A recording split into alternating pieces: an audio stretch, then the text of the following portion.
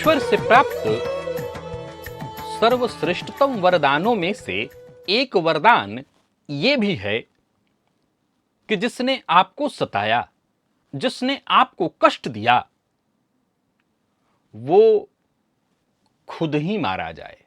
आपको कुछ करना न पड़े, बिन मारे बैरी मरे। क्या आपने कभी महसूस किया है कि किसी ने आपको बहुत तकलीफ दी, अपमानित किया, छल किया, लेकिन समय ने उसके साथ जो किया वो आपके भी मुंह से निकल जाए कि भगवान ऐसा दुश्मनों के साथ भी ना करें। समय ने उसको ऐसे दुखों में घेरा कि फिर वो बाहर ही ना निकल पाए। नमस्कार प्रिय दर्शकों, आज का विषय बड़ा अद्भुत है। बहुत से ऐसे लोग हैं जिनके साथ ऐसा होता है। वो किसी के द्वारा ठग लिए जाते हैं, किसी के द्वारा अपमानित किए जाते हैं, किसी के द्वारा सताए जाते हैं और बाद में उनके बदले प्रकृति सामने वाले से बदला ले लेती है। और ये कोई संयोग नहीं है, ये संयोग नहीं है, ये ग्रहों का अदृश्य न्याय है। परमात्मा की वो बेआवाज लाठी है जो कोई आवाज विशेष तो नहीं करती, परंतु जिसको लगे वो बता सकता है कि क्या हुआ। प्रिय दर्शकों, ये हर कुंडली में नहीं होता, और अगर होता भी है तो आइए मिला लीजिए, हो सकता है आपकी कुंडली में ऐसा हो। आज हम जानेंगे कुंडली में वो कौन कौन सी स्थितियां हैं जो किसी निर्दोष को पीड़ा देने का दंड दिलाती हैं।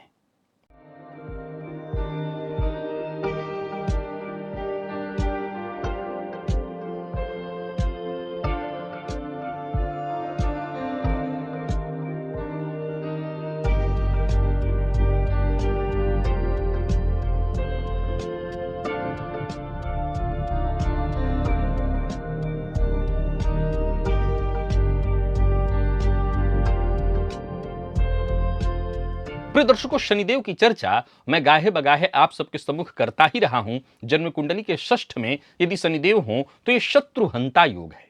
आज का कार्यक्रम बड़ा ही अद्भुत और आनंद देने वाला है। आइए चर्चा प्रारंभ करते हैं। सबसे पहली बारी तो शनिदेव की ही आती है। शनि और केतु ये दोनों ऐसे ग्रह हैं जो कर्म का बैलेंस करते हैं।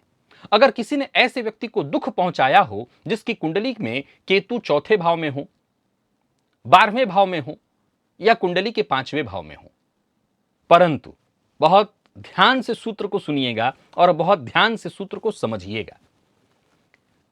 अगर जन्म कुंडली में केतु कुंडली के चतुर्थ में हो, कुंडली के 12वें में हो और कुंडली के पंचम में हो, और ऐसे व्यक्ति को सताया जाए परंतु वो व्यक्ति मौन होकर के पीड़ा सह जाए, तो केतु उसके अपमान का हिसाब धीरे धीरे देते हैं।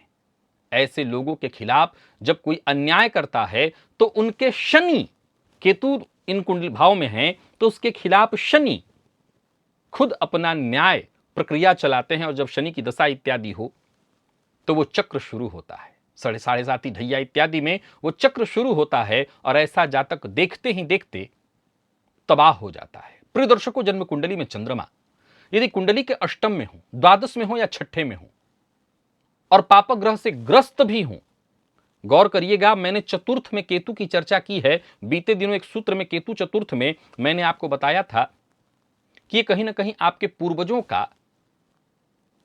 प्रभाव है जो आपको दंड दिला रहा है, कष्ट दिला रहा है। अब आज जो सूत्र आप सुन रहे हैं उसमें चतुर्थ केतु की चर्चा मैंने की। अब चंद्रमा की जो मैंने चर्चा की वो तृक भाव में कहा और ऊपर से कहा पीड़ित हूं।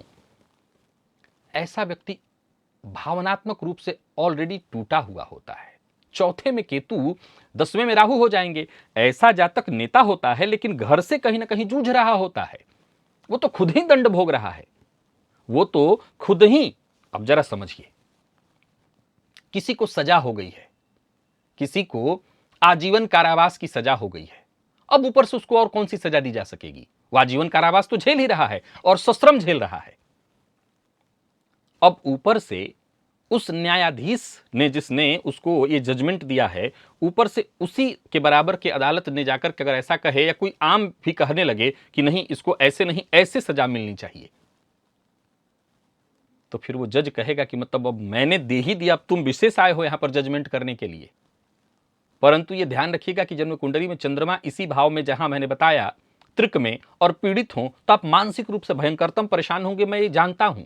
ऊपर से आपको कोई अब आप ही लोगों को सताते हो, क्योंकि सताते हैं, इसमें कहीं कोई संशय नहीं कि त्रिक भाव में ऐसे पीड़ित चंद्रमा हो तो आप ही सताते हैं, आप ही ऐसा व्यवहार कर, क्योंकि आप क्या होता है, आप मानसिक रूप से बहुत टूटे हुए होते हैं, आप हर दिन जूझ रहे होते हैं, तो ये तो आपका कर्मदंड बन रहा है, आपको भोगना है। लेकिन अगर ऐसी स्थिति में जहां कि आप भीतर से टूटे हुए हों, जूझ रहे हों, और ऊपर से आपको कोई आकर के सता जाए, आपका दिल दुखा जाए, और आप मौन होकर के आंखों में आंसू लिए हुए चुपचाप आंसू बहाया, मन को शांत किया, और कोई न श्राप दिया न कुछ उसके लिए कहा, बस परमात्मा के सामने हाथ जोड़ दिया, सब आप जानते हैं। आप विश्वास मानिए, इतना बड़ा दंड उसने कभी सोचा नहीं होगा, इतनी बड़ी सजा उसने कभी सोची नहीं होगी।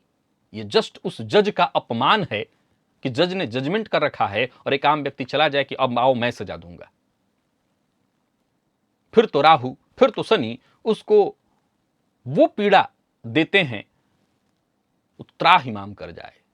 प्रिय दर्शकों, जन्म कुंडली का पंचम भाव पूर्व जन्म के पुण्य का भाव है, आपके संकल्प का भाव है। अगर यहां पर देव गुरु बृहस्पति, चंद्रमा या केतु हो और जातक सच्चे मन से सबका भला चाहता हो, सबके लिए अच्छा करता हो, या किसी का भला चाहता हो, मैं सबकी बात छोड़ देता हूं, किसी एक व्यक्ति की बात कर रहा हूं, उसका भला चाहता हो और उस व्यक्ति ने उसका अपमान किया, धोखा दिया, पीड़ा दी। फिर से सुनिए, जन्म कुंडली के पंचम भाव की चर्चा मैंने की, जहां देव गुरु बृहस्पति, चंद्रमा या केतु की युति हो, और ऐसा जातक किसी का दिलो जान से, जी जान से भला किया हो, और सामने वाले ने वक्त पाकर के धोखा दे दिया, अपमान कर दिया, समझ लीजिए कि ये अपने आप में सामने वाले को बहुत बड़ा दंड है। और जो तो शास्त्र के मर्मज्ञ कहते हैं कि ऐसी स्थिति में जातक का जो कर्म दंड वो ऑलरेडी भोग रहा था, वो मानसिक रूप से जूझ रहा था, कई तरह की परेशानियों से जूझ रहा था।